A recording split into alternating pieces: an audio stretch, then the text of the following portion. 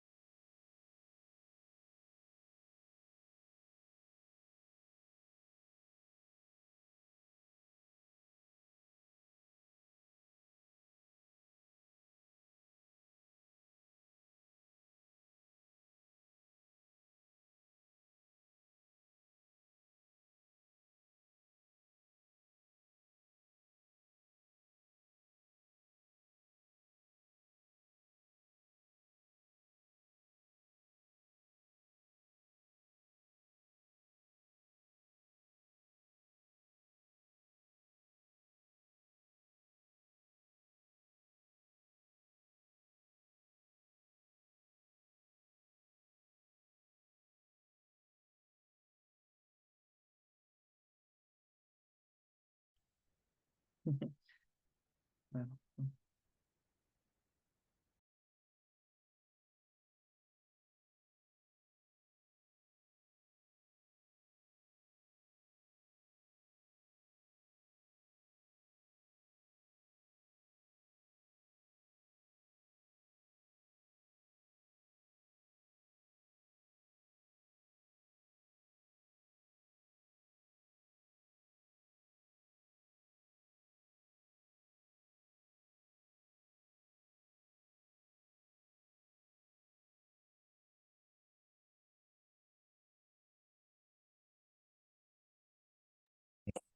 Buenas noches, jóvenes.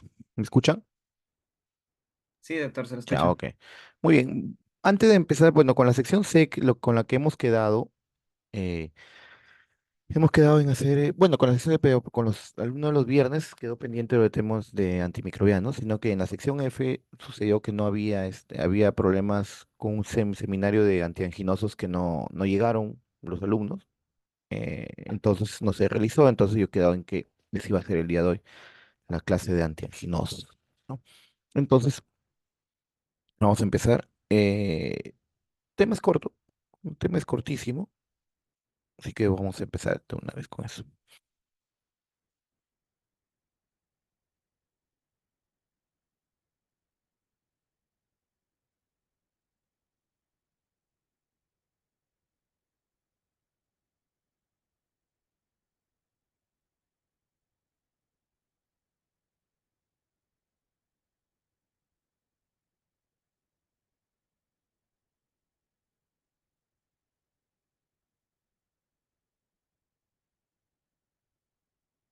Muy bien, chicos.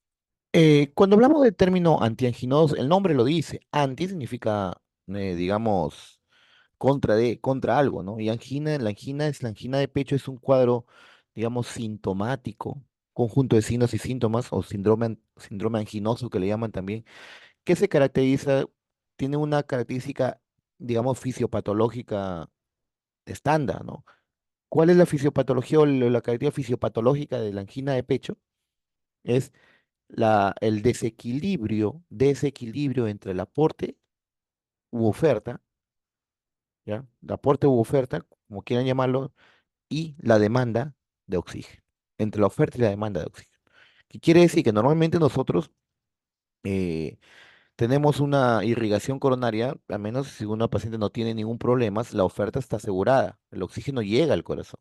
Y si el paciente corre, camina, salta, aumenta su actividad física, realmente aumenta la demanda, pero como esa oferta está, digamos, en correcto estado, entonces si aumenta la demanda, también aumenta la oferta. Entonces, en ese equilibrio termina al final sin suceder algo grave o algo. Pero ¿qué pasa en un paciente que donde hay lo que llamamos las coronariopatías como la teromatosis, ¿no? En la que la coronaria está semi-obstruida o totalmente obstruida, parcialmente obstruida? La oferta está comprometida. El aporte de oxígeno llega lo suficiente nomás para mantener el corazón latiendo. Pero ¿qué pasa cuando esa demanda aumenta? ¿No? Pones a correr, el estrés, aumento de las catecolaminas que aumenta la fuerza contráctil, la frecuencia cardíaca, ese miocardio va a necesitar más oxígeno, pero la oferta está comprometida. Pues ahí es donde aparecen digamos, los signos y síntomas de isquemia. Y la isquemia miocárdica se manifiesta clínicamente con la clásica llamada angina de pecho. Entonces, ¿qué hacen estos fármacos antianginosos? Como estamos viendo ahí, permítame un momentito.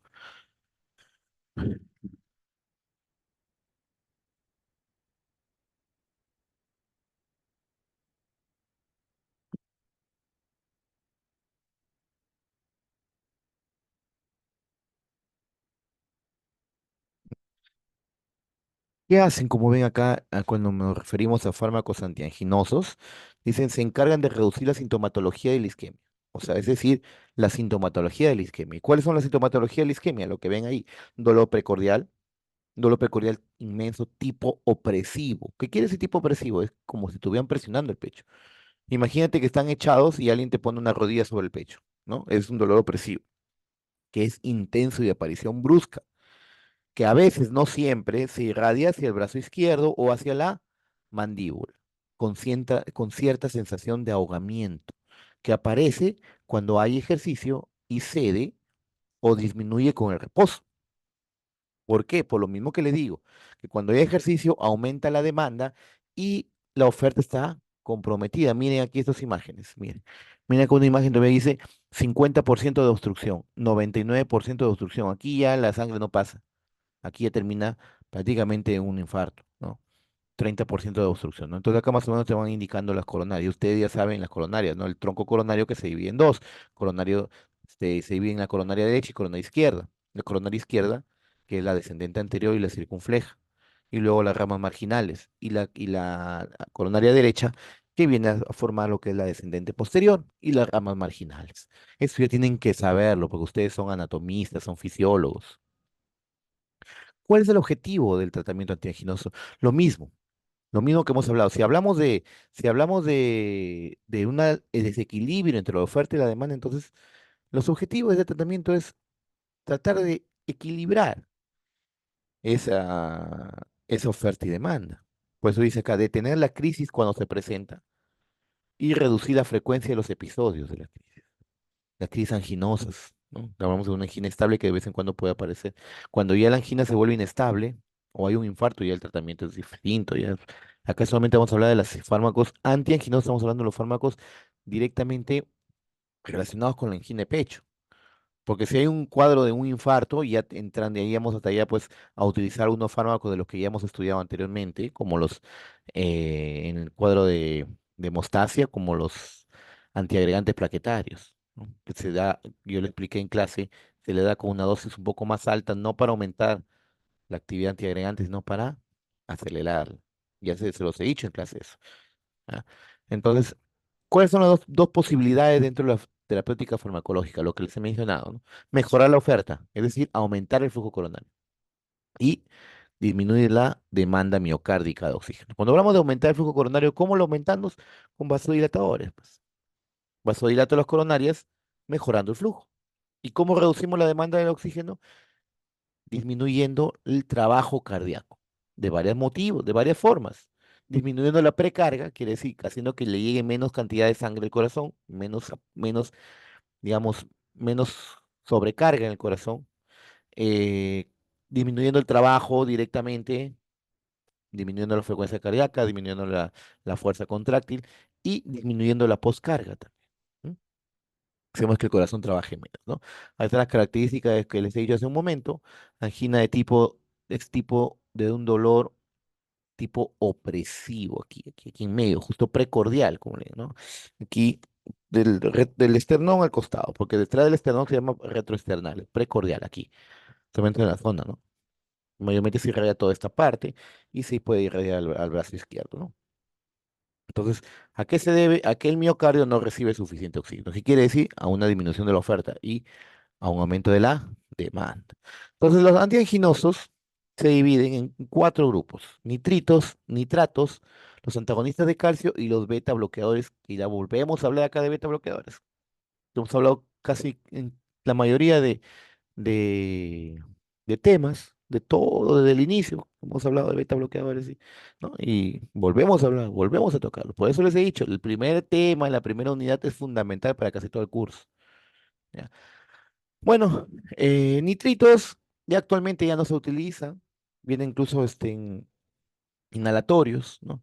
El nitrito de amilo, por ejemplo, ya no se utiliza. Los nitratos sí, tenemos la nitroglicerina, el dinitrato de isosorbide y el mononitrato de isosorbide.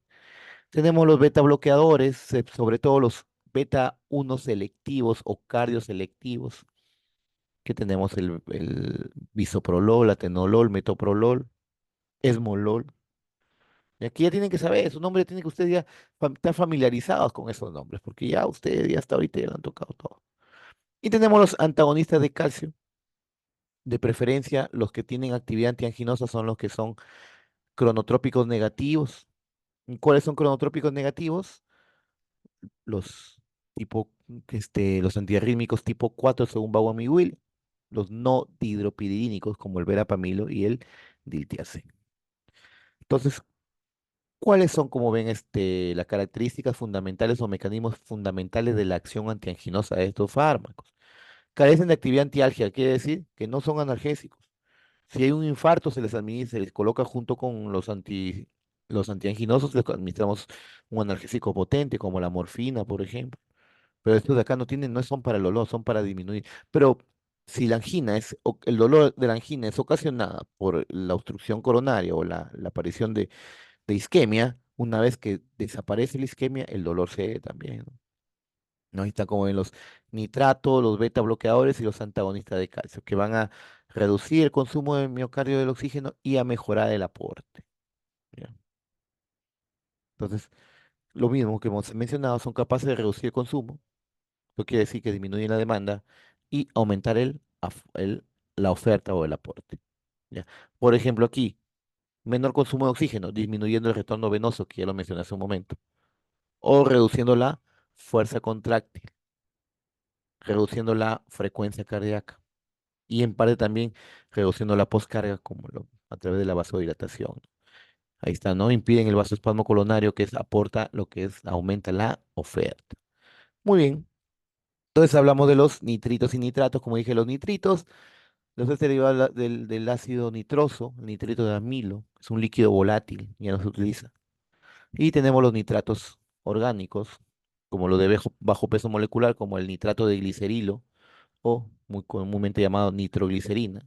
Y los nitratos de elevado peso molecular, como el dinitrato de isosorbide y el 5-mononitrato de isosorbide. Entonces hablaremos acá, ¿no? Las características químicas de los nitratos que es que son uno o más ésteres, perdón, ahí no es ásteres, sino ésteres del ácido nítrico, ¿ya? Que son esenciales. ¿Por qué? Porque esto de aquí, estos nitratos, su principal acción es, digamos, volvemos a hablar que entre comillas, los nitratos actúan como profármacos. Saben el concepto de profármacos, ya está además de, digamos, volvérselos a repetir, ¿no?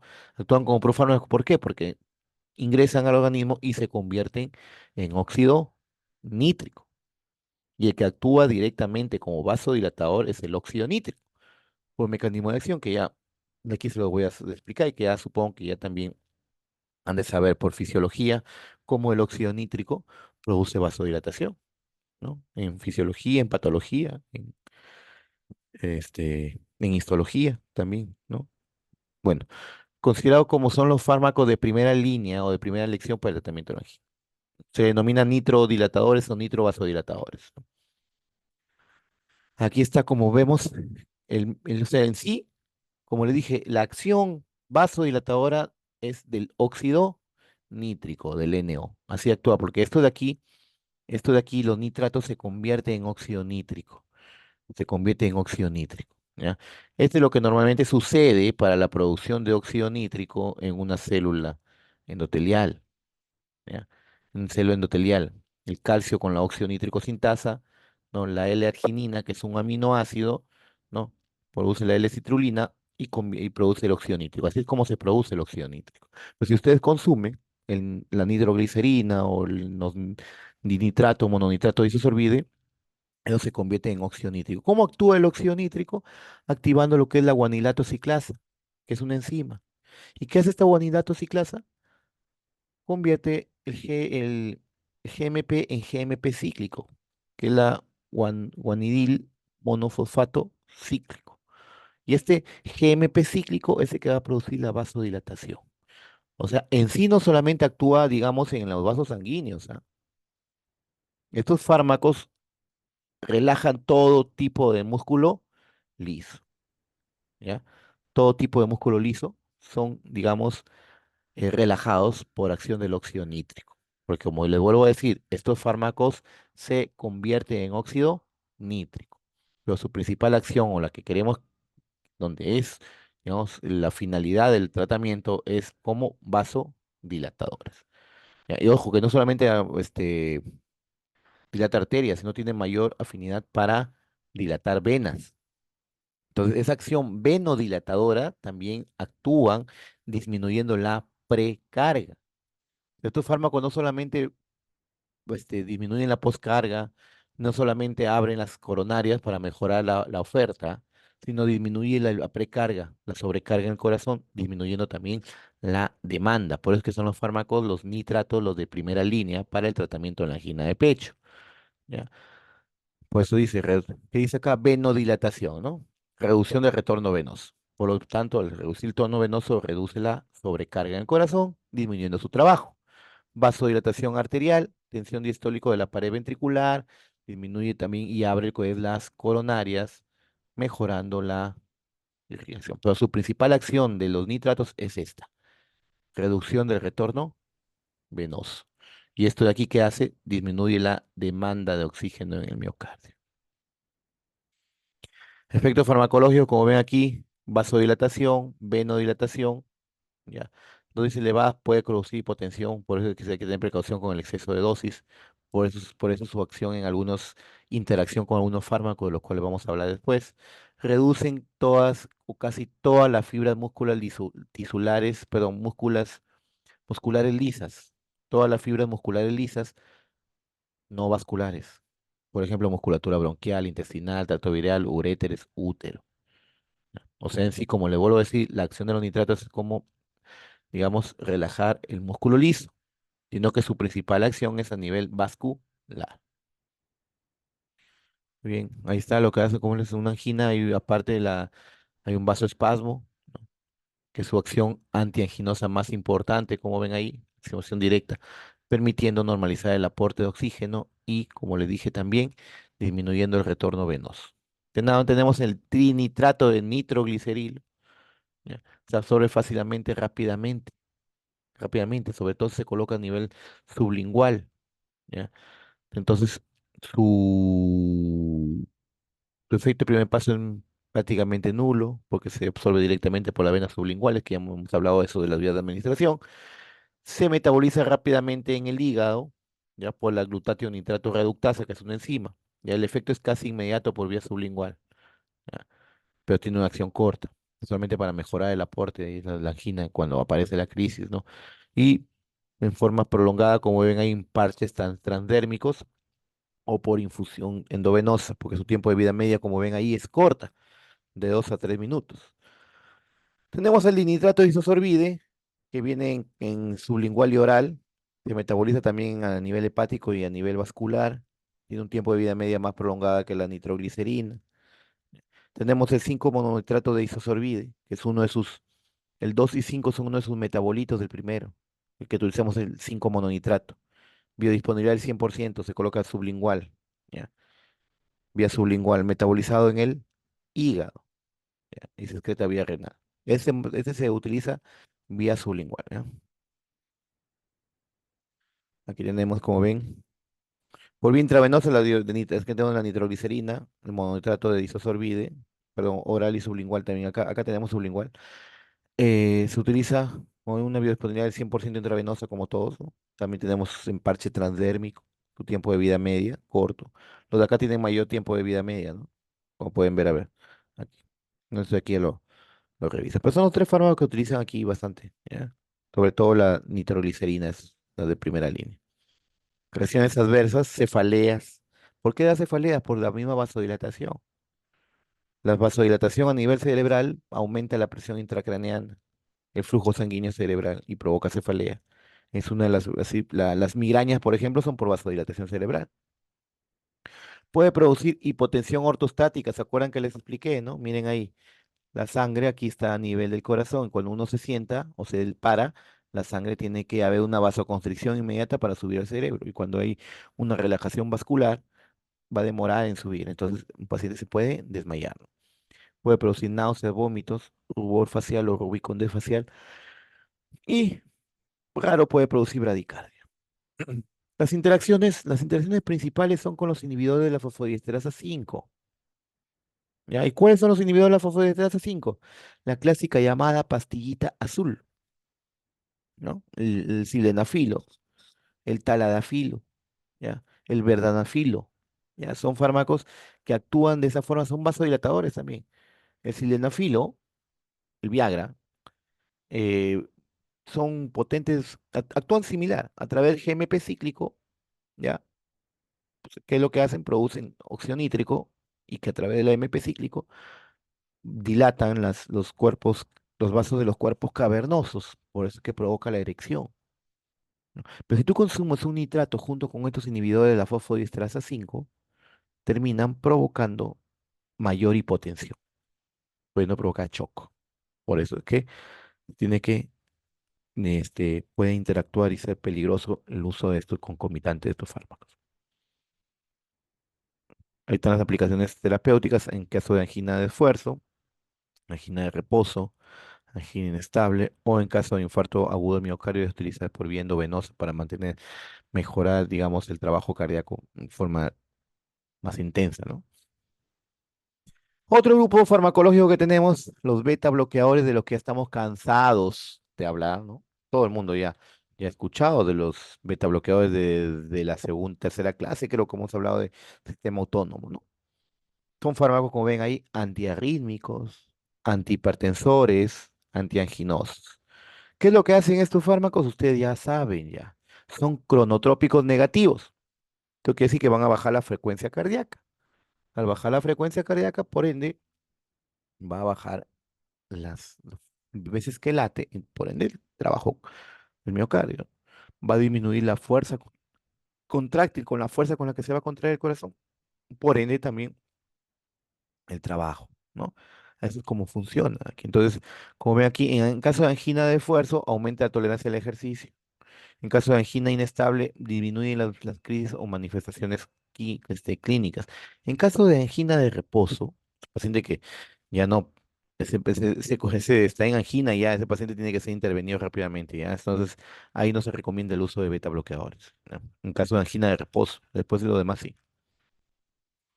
Entonces, ¿qué es lo que hace? Como ya les he mencionado, y esto de aquí ya lo hemos hablado desde el inicio, reduce el trabajo cardíaco, por ende, el consumo de oxígeno, ¿no? Es inotrópico negativo, cronotrópico negativo.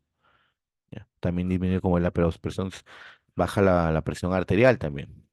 Termina también redistribuyendo el flujo sanguíneo, ya que, dice, favorecen la irrigación de las zonas peor perfundidas. ¿Por qué? Porque al bajar la frecuencia cardíaca, aumenta el tiempo de diástole.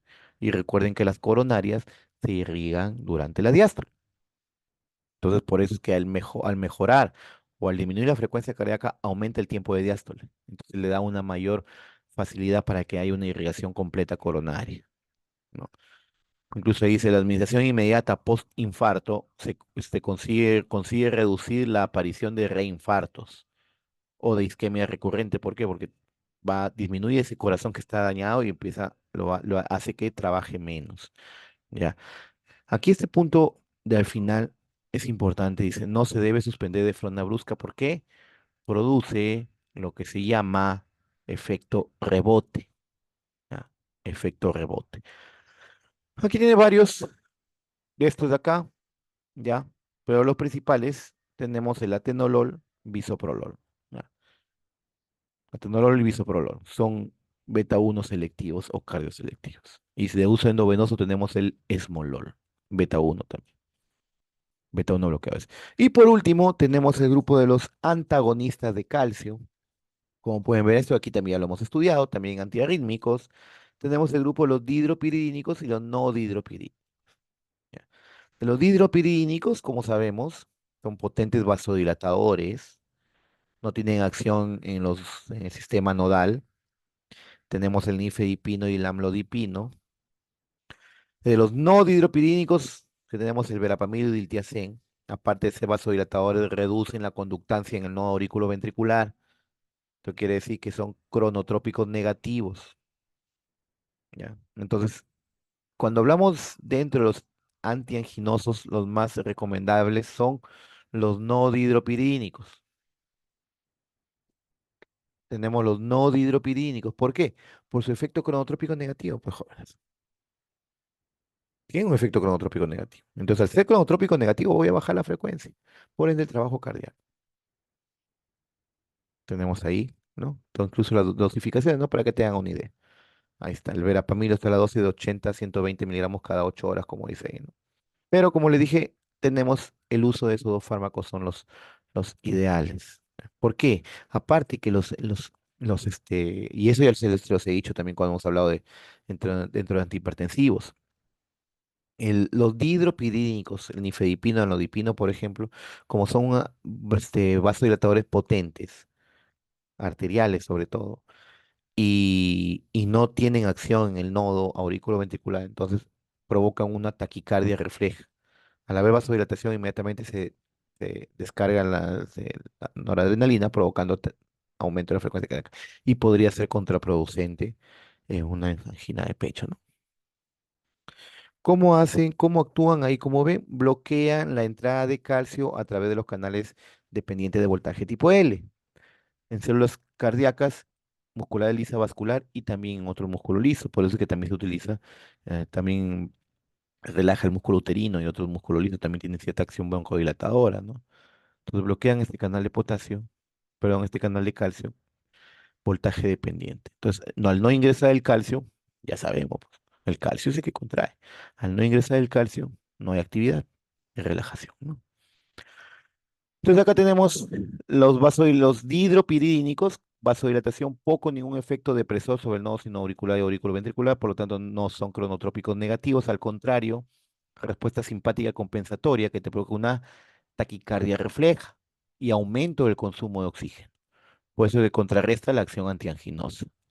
Entonces, el uso ideal tenemos acá los no dihidropiridínicos, ¿ya? El verapamilo y el diltiazem. Estos de acá son cronotrópicos negativos, aparte de ser vasodilatadores, son cronotrópicos negativos, ¿ya? Cronotrópicos y ligeramente inotrópicos, ¿ya? Esto implica la elección idónea del fármaco, como ven acá, ¿ya? Para este tipo de fármacos, ¿no? Entonces, mejora el aporte de oxígeno, ya que produce vasodilatación coronaria y al mismo tiempo disminuye la frecuencia cardíaca. Y recuerden, les vuelvo a repetir, cuando disminuye la frecuencia cardíaca, se incrementa el tiempo de la diástole. Y al incrementarse el tiempo de la diástole, mejora la perfusión coronaria. Y eso ya lo saben de fisiología, ¿no? Esto aquí ya también hemos hablado de los calcioantagonistas, cuando hemos hablado de antihipertensivos y antiarrítmicos. Muy bien, chicos. ¿Preguntas? ¿Preguntas? ¿No hay? Bueno, muy bien. Entonces, terminando este tema, pasamos al otro. Como yo les comenté ese día, voy a adelantar este tema de la clase del viernes, ¿por qué? Porque como había sido feriado no han expuesto, ¿no? Y la exposición sí es presencial.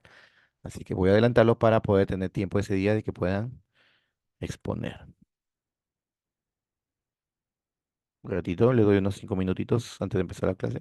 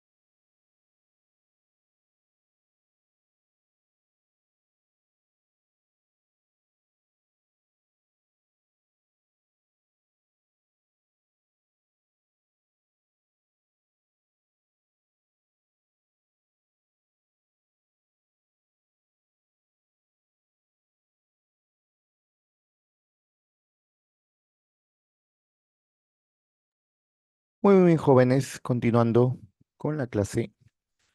Ahora sí hablaremos sobre lo que son generalidades de la terapia antimicrobiana. Bueno, como le dije a mis alumnos el día miércoles, ¿no? Empezamos a partir de ahorita de este tema, es la cuarta y última unidad, la más larga, puro antimicrobiano. Y aquí vamos a hablar de ciertas cosas distintas de las que hemos venido conversando en las clases anteriores, ¿no? Una de ellas, la principal. ¿Se acuerda que le dije que farmacología era fisiología? ¿Qué hace un fármaco? ¿Qué hacía? Activaba o inhibía algún proceso fisiológico, ¿no? Aquí va a haber una variación, porque ya no vamos a actuar. La finalidad de la terapia antimicrobiana no es alterar un proceso fisiológico, sino es inhibir o matar, inhibir el crecimiento o matar a microorganismos, seres extraños, externos que invaden a nuestro organismo, a nuestro cuerpo. Son antimicrobianos, de verdad, término en general, ¿no? Vamos a hablar antibacterianos, antivirales, antimicóticos, antiparasitarios, ¿no? Entonces, aquí ya varía. Entonces, aquí vamos a hablar, si hasta la unidad anterior tenían que saber fisiología, acá tienen que saber, y supongo que sí han de saber, porque si han llegado al quinto ciclo, se supone que han pasado los demás estudiando, porque no creo que hayan pasado copiándose o plagiando, no lo creo, eso lo dudo. Lo que es el curso de mecanismos y defensas, lo que en mi época en la universidad se llamaba microbiología, ¿no? Entonces tienen que saber de microbiología para poder entender esta parte. Y esa es una parte bastante amplia. Por eso es que esta última unidad tiene más contenido y también tiene el peso, el examen un poco más de peso, vale 20%, si es que no me equivoco. Bueno, entonces vamos a hablar la primera parte que es los principios generales, ¿no? Acá le pues esta es una imagen más que todo, una imagen reflexiva, ¿no? Que tiene que ver mucho con la parte de la primera introductoria, ¿se acuerdan cuando vimos al inicio de la clase lo que es el uso racional de medicamentos? Entonces aquí es una imagen reflexiva hacia el uso racional de antibióticos o antimicrobianos, ¿no? Ven acá, prácticamente una bacteria comiendo como si fueran caramelos la citromicina. Y la citromicina fue un fármaco bastante manoseado en la época de COVID, ¿no? En que la quedaban un antibacteriano para matar un virus, ¿no? Aquí en el, Probablemente a quienes pues se les ocurre hacer eso, ¿no? Y no solamente acitromicina. Les daban también doxiciclina, les daban también meropenem, imipenem, vancomicina, fármacos de muy amplio espectro. Como le dije al inicio, es como que si tú estuviera en una mosca que la está molestando en su cuarto y en lugar de coger un matamosca y matarla, cogen una escopeta. ¿No? Van a darle la mosca, sí, pero destrozando todo. Entonces, hay que tener bastante reflexión sobre eso. La ley es bien clara. La ley es bien clara. Dice, todo antimicrobiano tiene que ser vendido con receta médica. Todo, hasta la amoxicilina. Pero estamos pues en nuestro queridísimo Perú, ¿no? Donde las mototaxis pasan la luz, o para ellos no existen las reglas de tránsito. Entonces, igualito, siguen vendiéndolo donde sea. ¿No? Sí, hasta las benzodiazepinas las venden sin receta en algunos lugares, ¿no? Bueno, entramos al objetivo del tema.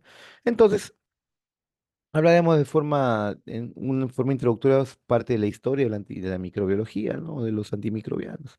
Entonces, ¿qué es un antimicrobiano? Como ya les dije hace un momento, muy diferente a decir un fármaco en la que dice inicia o, perdón, aumenta o disminuye un proceso fisiológico, o activa o inhibe, ¿no? Acá no, es toda sustancia que es capaz de matar o inhibir el crecimiento de uno o más microorganismos.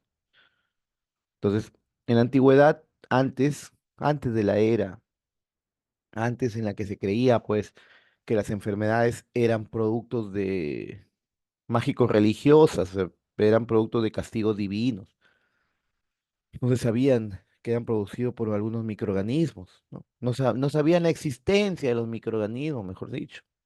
Entonces, se utilizaban ciertas, digamos, sustancias, por ejemplo, como es acá en China hace 2500 años, bueno, hace 2500 antes de Cristo incluso, que se empleó la soya enmohecida. Y recuerden que el moho es un hongo y muchos hongos producen ciertos antibacterianos. Los griegos utilizaban vino, mirra y sales inorgánicas, pero ellos no sabían que existían microorganismos. Ellos sabían que curaban ciertas enfermedades, pero no sabían que eran producidos por seres microscópicos porque no conocían el microscopio.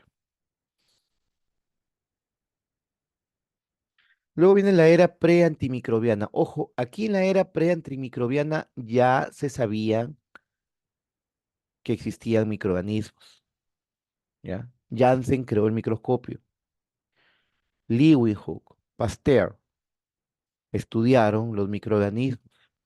A Pasteur se le conoce como Luis Pasteur como el padre de la microbiología. A Leeuwenhoek se le considera el padre de la protozoología. O sea, ellos ya sabían que existían microorganismos. Ya sabían que habían seres pequeños unicelulares que tenían vida propia. Sabían incluso que algunos de estos microorganismos producían ciertas enfermedades. ¿Ya? Sabían que producían, pero no sabían cómo combatirlas. Sabían que quizá le daban algo para combatir esto y más bien podían matar al paciente o la persona. Entonces todavía no se sabía exactamente. Lister, por ejemplo, ya empezó a utilizar desde el 85 el uso del fenol, pero como desinfectante. Cuando hablamos de desinfectante, vamos hablando de limpiar superficies inertes, ¿no? Para evitar la contaminación. Robert Koch inclusive aisló el Bacillus anthracis. Ojo que Robert Koch no solamente aisló el Bacillus anthracis. A Robert Koch también fue la tuberculosis, por eso se le llama bacilo de Koch. También Robert Koch estudió al Vibриум cholera, que es la bacteria que produce el cólera. ¿No? Luis Pasteur, como le dije, ya habló concepto de antibiosis, de alguna sustancia capaz de destruir a esta bacteria, pero no sabían cómo aislarla, cómo utilizar. Paul Ehrlich, incluso, como ven acá, utilizó el arsénico para tratamiento de la sífilis, pero el arsénico es tóxico, terminaba dañando al paciente. Tenían los conceptos, el concepto está en el aire, pero no sabían cómo utilizarlo. Hasta que viene la era antimicrobiana. El personaje que ven ahí es Alexander Fleming, que de forma casual,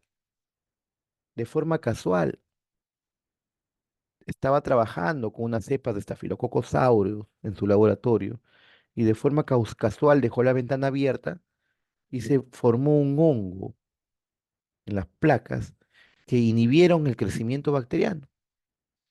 Ese hongo denominado, tenía su nombre, sabía que era el Penicillium notatum. Entonces, ahí se dio cuenta que producía una sustancia que inhibía el crecimiento de las bacterias, que destruía las bacterias ahí. Por eso le denominó penicilina, ya, penicilina. No lo logró aislar, pero ya nombró. Entonces, desde ahí empieza la era antimicrobiana. Desde ahí empezó el uso ya. Incluso más adelante se utilizaron la parte de la quimioterapia. Ojo, que hay que tener en cuenta esos dos términos. Antibiótico significa fármaco, no significa antibacteriano. Antibiótico significa un fármaco que es producido por otro ser vivo, porque hay antimicóticos que son antibióticos. El término antibiosis o antibiótico significa que hay otros organismos que, pues en este caso, la penicilina es producida por un hongo, son antibióticos. Y los antimicrobianos, que son sintetizados 100% en el laboratorio, se llaman quimioterápicos. Y aquí está, pues el auge de la quimioterapia fueron las sulfonamidas que aparecieron, se utilizaron. Después vamos a hablar más adelante ya sobre ese grupo farmacológico. Entonces, una vez que ustedes, pues, ¿no? Ya tienen que saber, como digo, el uso racional, seleccionar qué microorganismo, qué fármaco van a darle para cierta enfermedad, porque no es solamente de darle una cuestión, "Mira, el paciente tiene tal cosa y darle cualquiera a ver cuál le hace efecto", no es así. Hay que siempre llegar y darle, digamos, el uso racional, o sea, solamente si es necesario. Si es un cuadro viral, no le vas a dar un antibacteriano, pues, chicos. Entonces, la OMS incluso pone ahí, como está entre comillas, el uso costo efectivo. O sea, cuánto cuesta y cuánto de efectivo es de los antimicrobianos, maximizando su uso terapéutico. Quiere decir que tiene que ir certero a destruir el microorganismo que quieres matar, minimizando sus efectos tóxicos, lógico, porque nadie quiere hacerle más daño a la paciente. Recuerden, el primum non nocere. ¿Ya? Y no solamente esto, a diferencia de los demás fármacos estudiados anteriormente, sino que no haya resistencia bacteriana o resistencia del microorganismo, que es otro factor adverso de los fármacos antimicrobianos, es la aparición de resistencia, que te hace o te obliga a cambiar de medicamento. Entonces, para hablar, digamos, de todo esto relacionado, como ven aquí, ¿no? Depende de estos tres factores que estamos viendo acá: el microorganismo, el hospedero, es decir, el paciente, y el fármaco. Entonces, ¿qué es lo primero que tenemos que ver nosotros? Tipo de infección e identificación del agente causal. O sea, si usted le diga a un paciente, por ejemplo, doctor, me arde al orinar, he tenido fiebre, me arde al orinar, lo primero que tienes que pensar es una diagnóstico, infección del tracto urinario. Ahora, ¿cuál es el posible agente causal? Lo ideal, tomarle un cultivo. Pero muchas veces, pues como yo les, dime, ¿quién alzó la mano por ahí?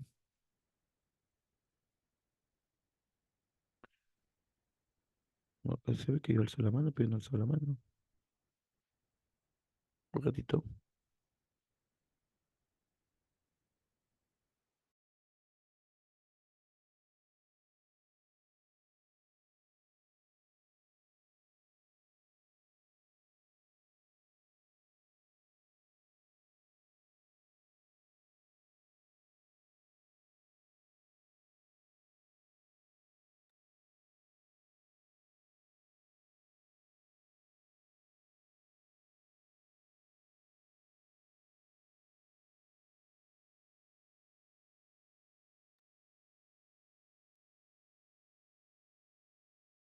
No sé, pues alzó la mano en mí. Bueno, entonces, como le dije ya, tiene paciente con un tracto urinario. Entonces, inmediatamente, si no tienes cultivo, porque pueden estar haciendo sus serums allá, pasando 2 planetas más atrás de Tamekuseí, por Afganistán, y no hay, digamos, no hay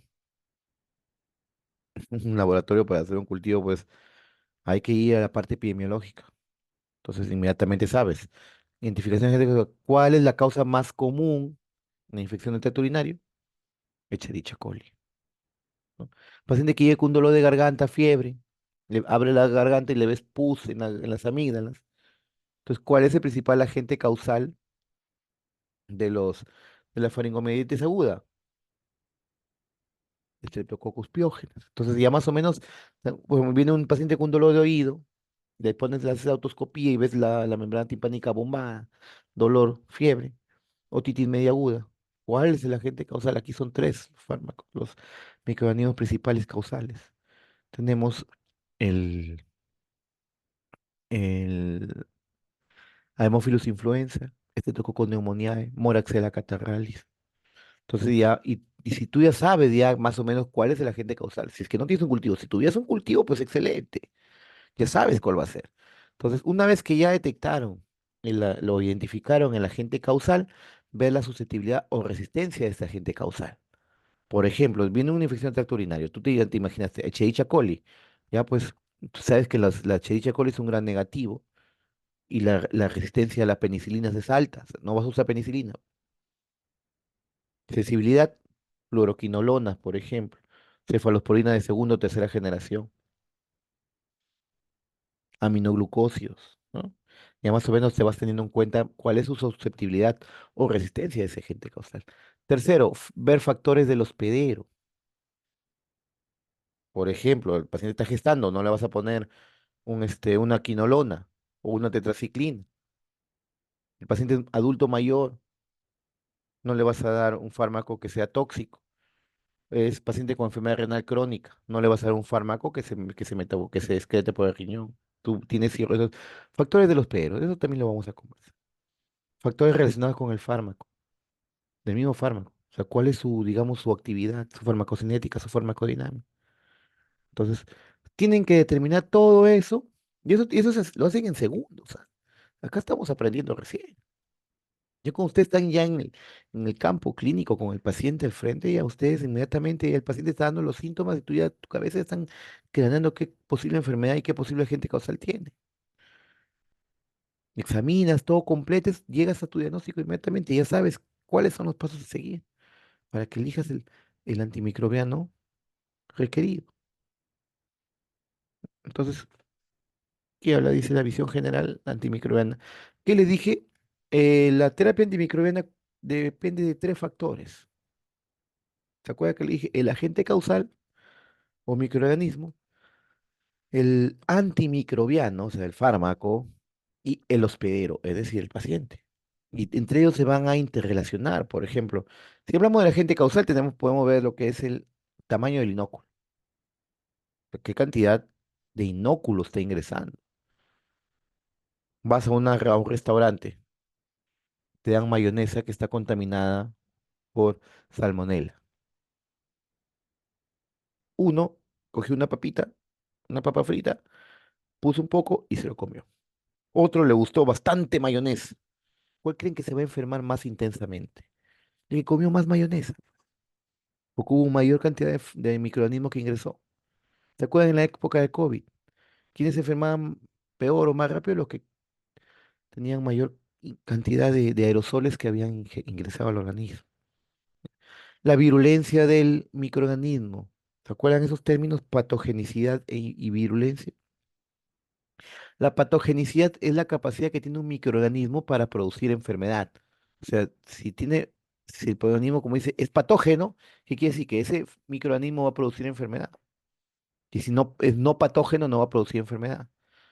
Por ejemplo, la Saccharomyces cerevisiae, que es el hongo de la levadura de cerveza. Eso no produce enfermedad, por lo tanto es un hongo no patógeno. Por ejemplo, la euglena es un flagelado protozoario de vida libre. No produce enfermedad, es no patógeno. Pero si dicho microorganismo, por ejemplo, es flagelado, hablamos de la tricomona, produce vaginitis tricomoniásica, produce enfermedad, es un microorganismo patógeno. ¿De acuerdo? O sea, la patogenicidad es la capacidad que tiene un microorganismo para producir enfermedad, punto. Y virulencia, ustedes han escuchado hablar de ese término seguramente, esa bacteria es más virulenta que la otra, a pesar que son las mismas. ¿Qué quiere decir la virulencia? Es la capacidad que tiene un microorganismo de por sí, o sea, patógeno, de producir una enfermedad grave. La virulencia es la capacidad que tiene un organismo de producir una enfermedad grave. ¿Ya? Eso no lo duden, ¿ya? No se olviden. Vuelvo a repetir, virulencia es la capacidad que tiene un microorganismo de producir una enfermedad grave.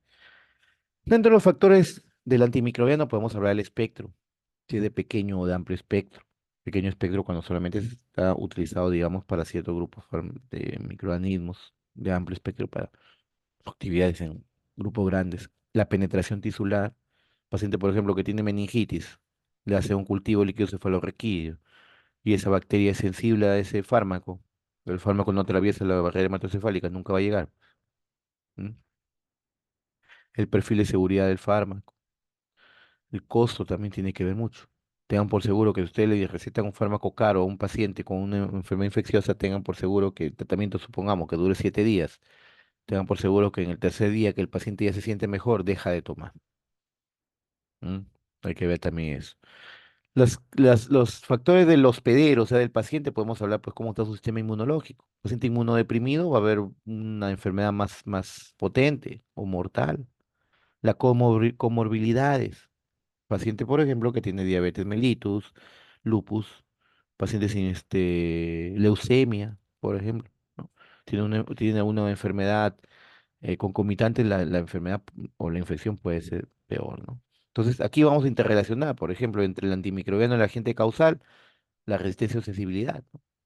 Si un microorganismo puede ser resistente natural, es decir, que o sea, nunca va a hacer efecto el fármaco. Por ejemplo, los micoplasmas, los micoplasmas no tienen, son bacterias que no tienen pared celular. Por lo tanto, no le vas a dar una penicilina, pues si la penicilina actúa inhibiendo la síntesis de pared celular, ¿no? Es una resistencia natural. Pero ¿qué pasa si este micoplasmas son sensibles a los macrólidos, a cierto macrólido, por ejemplo, la eritromicina? Pero tú le das eritromicina y ya no le hace efecto. Es una resistencia adquirida. Una cosa es resistencia natural y otra cosa es resistencia adquirida, que vamos a hablar después. El perfil de seguridad, toxicidad farmacológica. Por ejemplo, sabemos que cierto fármaco produce tinción en los dientes, ¿no? Cierto fármaco puede producir fibrosis pulmonar, etcétera, ¿no? Hay que tener precaución en ese tipo de fármacos. Por ejemplo, aquí entre el agente causal y el hospedero vemos lo que es el grado o capacidad infectante del agente causal en relación a la inmunidad del paciente. Ahí vemos que si la enfermedad es más dañina, más potente esa enfermedad o no. Muy bien. Entonces vamos por primera parte, la primera fase, como hablamos de tipo de infección e identificación del agente causal. Ya le mencioné. Antes de iniciar la terapia antimicrobiana, asegurarse que la fiebre sea por infección. Claro que la mayor cantidad de cuadros o de aparición de síndrome febril es a causa de una infección. La mayor cantidad. Porque realmente hay algunos, pero muy raros, situaciones febriles que no sean por una infección. Pero la mayoría sí. En todo caso, entonces, investigar el microorganismo responsable. En lo posible, como le dije hace un momento, con cultivo. Pues si no hay cultivo, pues tiene que ver lo que es datos epidemiológicos, ¿no? Que lo que les he mencionado hace un momento que les he dado de ejemplo, ¿no? Entonces, la susceptibilidad o resistencia del microorganismo, como yo le dije, hay microorganismos susceptibles, ¿no? Como le dije, naturales, son resistentes naturales, perdón, y otros que han sido susceptibles alguna vez y luego ya no, se llama resistencia adquirida, ¿no? Entonces, por eso dice, a pesar que un microorganismo se encuentre dentro del espectro de acción, puede ocurrir que no respondan como se espera, eso se llama resistencia, por cambios genéticos y biológicos del microorganismo. Entonces acá vamos a hablar de los mecanismos de resistencia bacteriana, ¿no? Son 5 los mecanismos de resistencia bacteriana. ¿Cómo la bacteria adquiere resistencia? Uno, cambios en las porinas o canales de transporte hacia el interior de la célula. Los microorganismos actúan dentro de las bacterias o de los microorganismos, ¿no? Pero para eso tienen que ingresar dentro de la bacteria. Algunos entran por ciertos canales, porinas o transportadores. Entonces, una de las formas de resistencia bacteriana es cambiando estas porinas, cambiando estos canales de transporte. Entonces, el antimicrobiano ya no va a poder entrar dentro de la célula, ¿no? Por eso dice bloqueo del transporte del antimicrobiano. Síntesis de enzimas que van a degradar los antimicrobianos. Por ejemplo, enzimas que una vez que ingresa el antimicrobiano, ¡pum!, son destruidas por estas enzimas, ¿no? por ejemplo, las beta-lactamasas, ya, que son enzimas destructoras, modificación enzimática del antimicrobiano. Aparición de bombas de flujo en la célula bacteriana. ¿Qué quiere decir? Que en el fármaco o el antimicrobiano ingresa y aparece una bomba de flujo, que es una molécula que lo expulsa, lo saca, sale de acá, fa, y lo bota. Y el fármaco no va a hacer efecto, ¿no? Pues expulsión del antimicrobiano. Cambio estructural del lugar donde actúan los antimicrobianos en la célula bacteriana, por ejemplo, ¿no? ¿Dónde actúan los macrólidos? En la subunidad 50S del ribosoma. Ahí actúan, en la subunidad 50S del ribosoma bacteriano. Pero ¿qué tal si ahí en el lugar donde se une el fármaco para, digamos, inhibir su actividad o disminuir la síntesis proteica, cambia su forma? Entonces el fármaco entra y ya no se va a poder unir. Por eso dice cambio estructural del lugar donde va a actuar. Se llama modificación del sitio de acción. Y por último, otro mecanismo de resistencia tenemos cambios en las vías metabólicas, ¿no? Algunos fármacos que actúan bloqueando ciertas vías metabólicas, por ejemplo, la síntesis de ácido fólico, ¿no? De las bacterias, donde actúan ciertos antimicrobianos, como el sulfamethoxazol y el trimetoprim, el cotrimoxazol. Pero pueden hacer una otra vía alterna o cambios en las enzimas en la que no van a poder actuar, ¿no? Producción de vías alternas, como veo ahí, ¿no? Entonces, el primer acá mecanismo, que es un cambio de las porinas o canales, tenemos los betalactámicos, las penicilinas, cefalosporinas. Tenemos los aminoglucósidos, gentamicina, amicacina, la fosfomicina, tenemos también el metronidazol, las tetraciclinas, como la doxiciclina, ¿no? La doxiciclina. Y la vancomicina, ¿no? Que después ya van a hablar cuando expongan sobre eso. De fármaco con que hace modificación de la enzimática, o sea, destrucción del fármaco por algunas enzimas, tenemos los beta-lactámicos, ya les mencioné hace un momento, las beta-lactamasas, que destruyen a estos fármacos. Los aminoglucósidos también pueden provocar algunos fármacos con modificación enzimática. El cloranfenicol es un antimicrobiano de amplio espectro que vamos a hablar ya después en la exposición. Expulsión del antimicrobiano suele pasar con las tetraciclinas, los macrólidos, las quinolonas. No se llama la aparición de bombas de flujo. Modificación del sitio de acción, betalactámicos. Por ejemplo, ¿dónde se unen los betalactámicos? En la PBP. La PBP es llamada proteína fijadora de betalactámicos, que son las transpeptidasas. Pero si hay alteraciones estructurales ahí, el betalactámico no se va a unir, ¿no? Lo mismo con la quinolona. Las quinolonas actúan inhibiendo la ADN girasa o la topoisomerasa 4. O sea, la topoisomerasa 2 y la topoisomerasa 4. ¿Qué pasa si, digamos, cambia su estructura de unión? Entonces no se va a unir. Las tetraciclinas que actúan en la subunidad 30S del ribosoma bacteriano. Los macrólidos en la subunidad 50S del ribosoma bacteriano. Las lincosamidas también en la subunidad 50S del ribosoma bacteriano. Cloranfenicol también en la subunidad 50S del ribosoma bacteriano. Eso ya lo vamos a hablar después poco a poco, no se asusten ahorita. Tenemos los cambios en las vías metabólicas, acá pues de cajón vienen las sulfas y el trimetoprim. ¿Ya?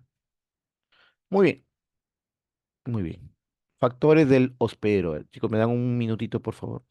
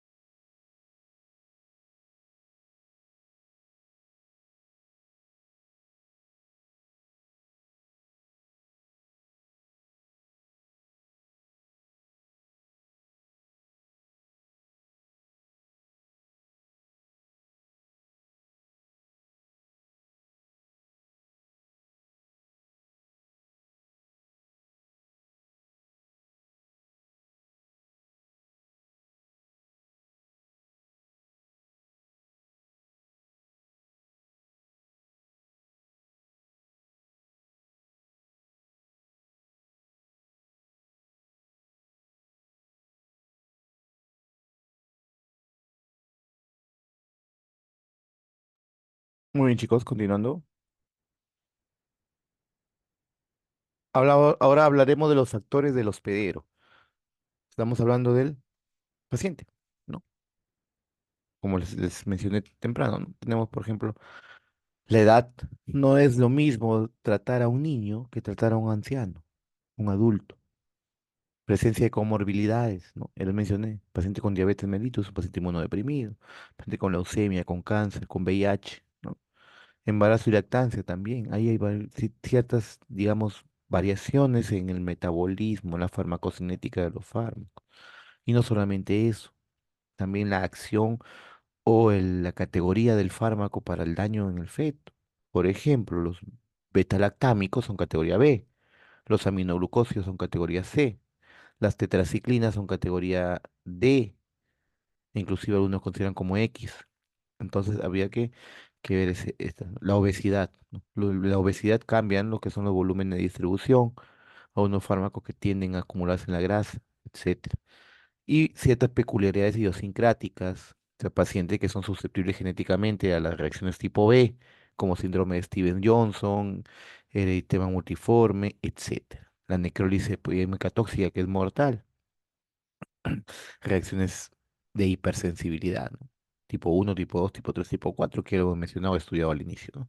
Entonces ahí podemos lo que hemos mencionado, la edad mejor recién nacido, prematuro, la eliminación son poco desarrollados los órganos, ¿no? De eliminación. Ancianos igualitos, ¿no? Metabolismo más lento, una eliminación renal, comorbilidades, como he mencionado, ¿no? Hipertensión, tabaquismo, dislipidemia, enfermedad coronaria, etcétera.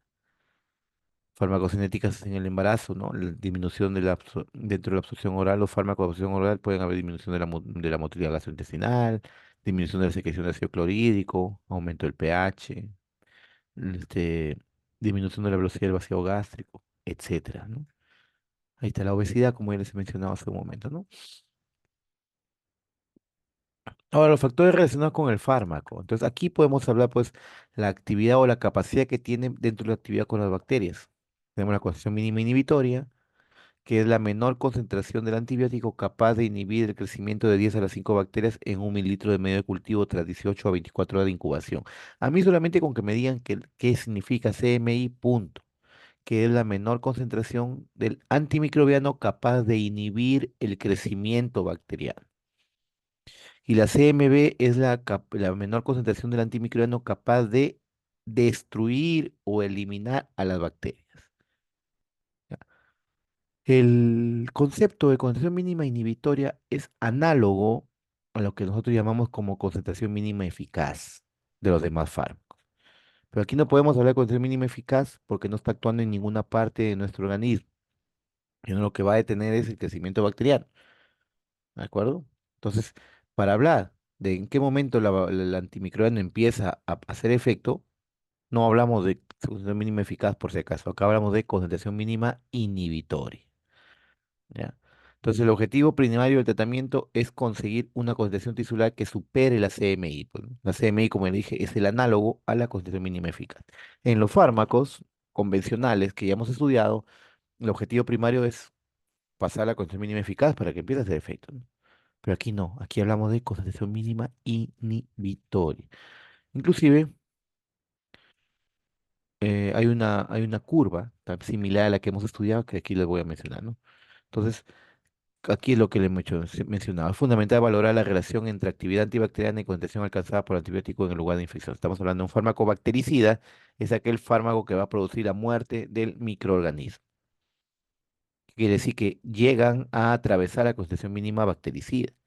Tenemos los betalactámicos, los aminoglucósidos, glucopéptidos, polimixinas, fosfomicina, quinolona, nitrofurantoína.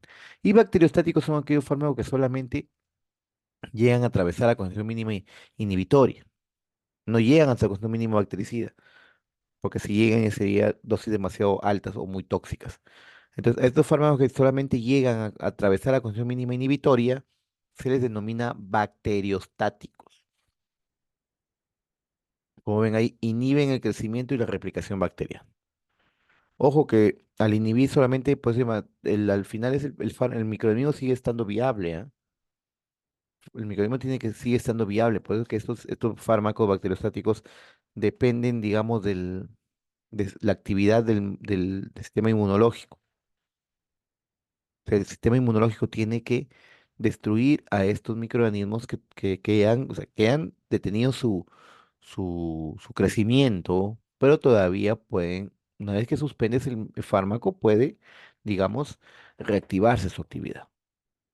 Así que exige la colaboración obligada del sistema inmunológico. Aquí, ¿qué tenemos acá? Las tetraciclinas, cloranfenicol, los macrólidos, las lincosamidas y las sulfamidas por sí solas, ¿no?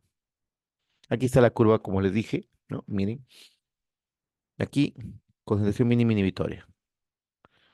La concentración mínima bactericida quizás esté por acá para algunos fármacos. Para algunos fármacos están acá, para los bactericidas, por ejemplo. Pero los bacteriostáticos solamente atraviesan eso. Recuerden, de acuerdo a esta curva, ¿cuál es el objetivo? Esta. Aquí no hablamos, no lo mencionamos como concentración mínima eficaz, por si acaso vuelvo a repetir, se los vuelvo a decir para que después no me digan en el examen que yo no les he dicho. La concentración mínima eficaz aquí no podemos hablar de ella. ¿Por qué? Porque el fármaco no actúa en nuestro organismo. Entonces acá hablamos de concentración mínima inhibitoria. Entonces ustedes administran el fármaco acá, y una vez que atraviesa la concentración mínima inhibitoria podemos hablar del tiempo de latencia. Luego esto acá sigue avanzando hasta llegar a una concentración máxima y empieza a bajar hasta decaer la concentración mínima inhibitoria. Entonces, todo esto de acá es la duración del efecto que el fármaco está actuando. Entonces, aquí hablamos de fármacos, ciertos fármacos que dependen de la concentración, fármacos que dependen del tiempo y fármacos que dependen del área bajo la curva, o sea, de ambos.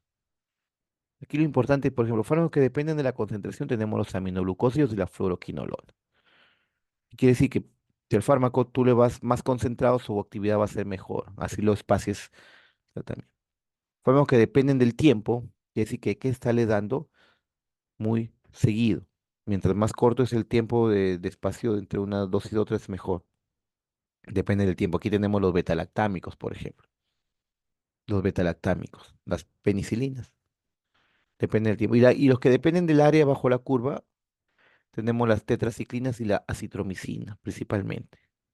Las fluoroquinolonas también, algunas.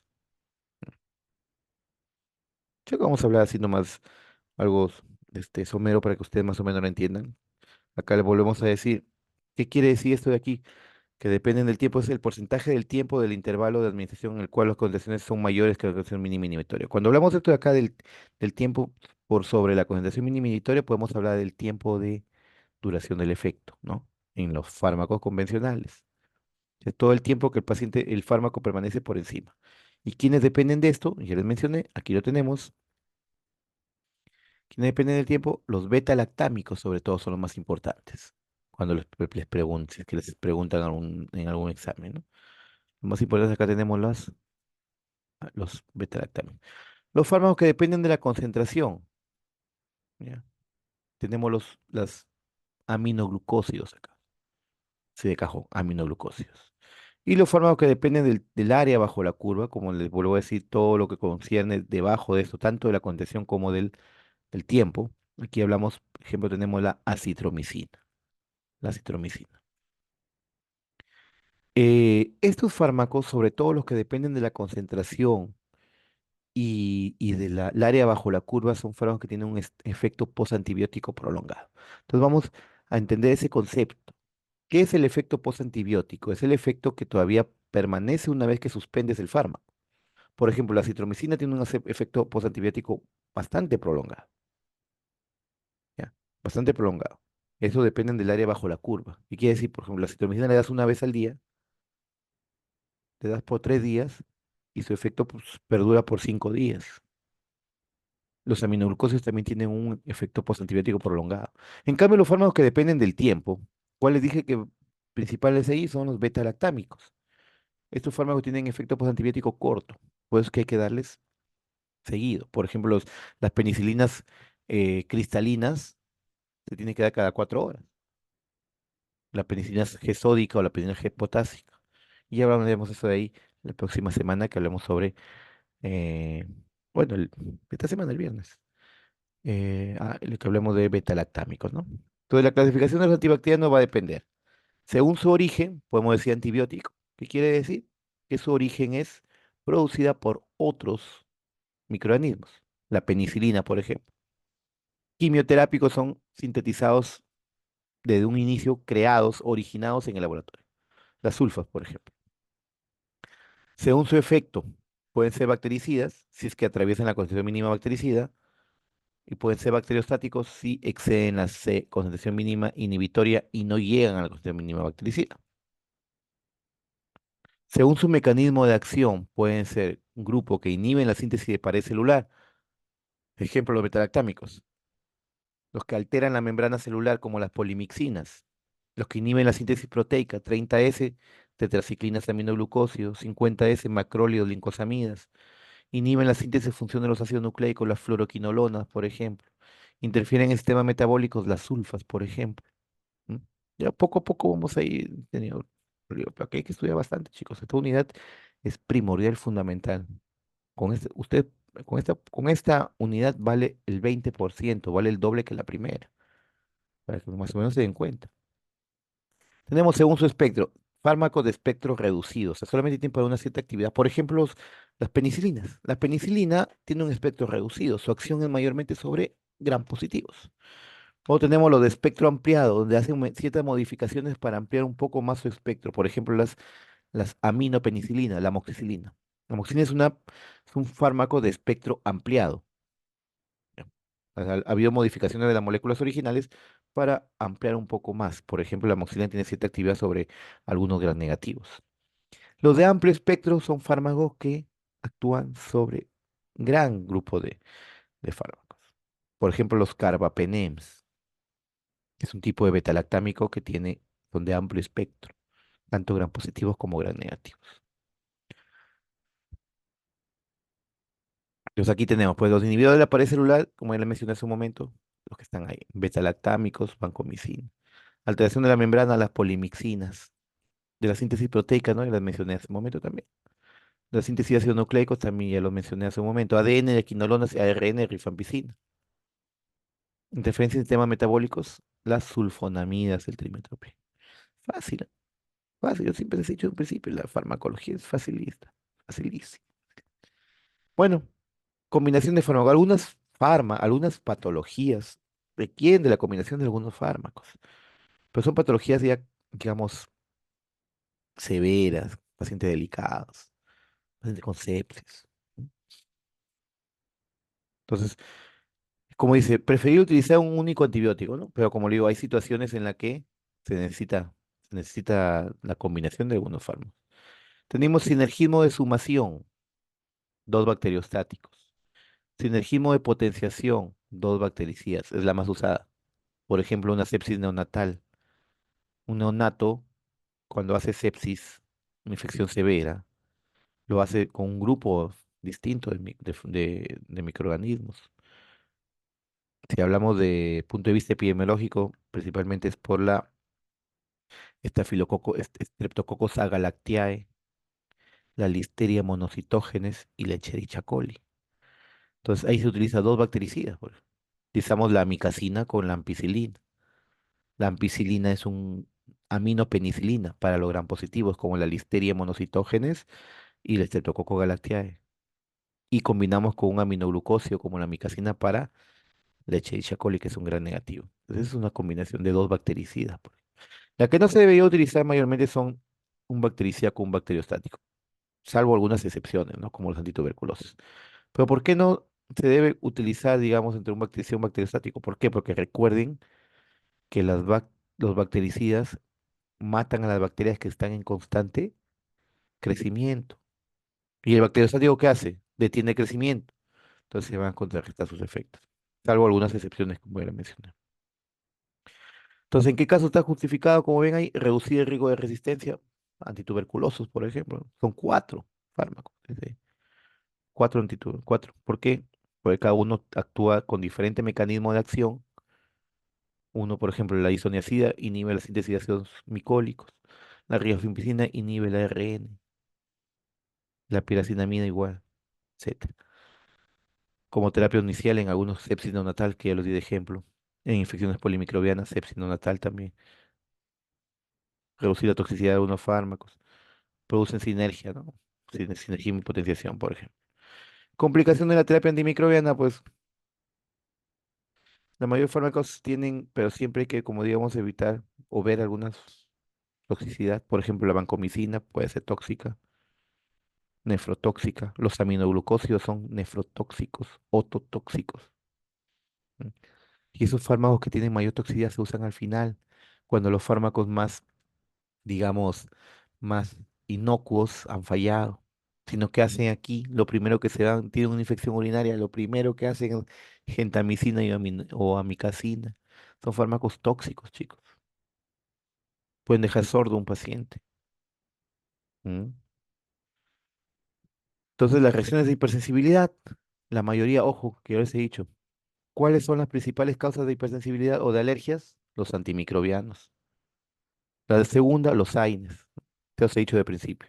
Y de los antimicrobianos son, ¿cuáles son, de todos los antimicrobianos, cuáles son los que tienen mayor índice de, de alergias? Las penicilinas, también lo he dicho, ¿no?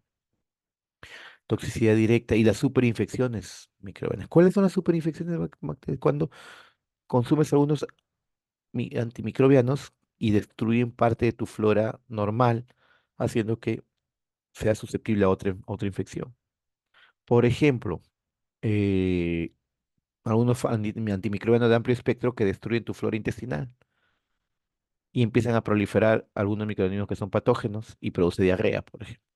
Tipo de efecto secundario, ¿no? Porque mataste la flora intestinal que protegía a tu intestino. ¿No? Muy bien, chicos. ¿Preguntas? ¿No hay ninguna pregunta? No, doctor. Bueno, entonces, jóvenes, aquí quedamos. Aquí, que una vez que salga la grabación, se lo envío por el grupo de Telegram que tienen los delegados para que les pasen a sus compañeros. ¿Ok? Muy buenas noches. Hasta luego. Buenas noches, doctor. Hasta luego. Doctor.